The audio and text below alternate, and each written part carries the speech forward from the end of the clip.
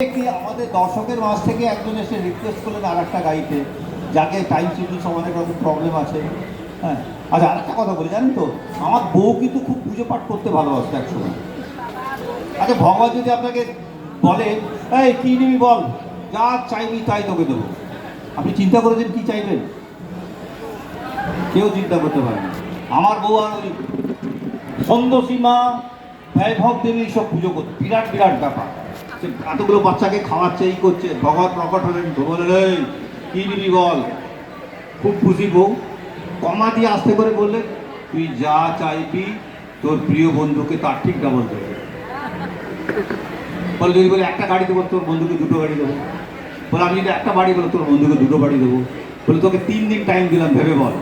আমার বউয়ের ঘুম হয়ে গেল হারাম। বলে কী নেবো, যাই নেবো তাই তো সারাও পেয়ে যাবে বেশি। অনেক চিন্তা করে ঠাকুর এক কাজ করুন, আমার একটা চোখ নিয়ে। Thank you. এই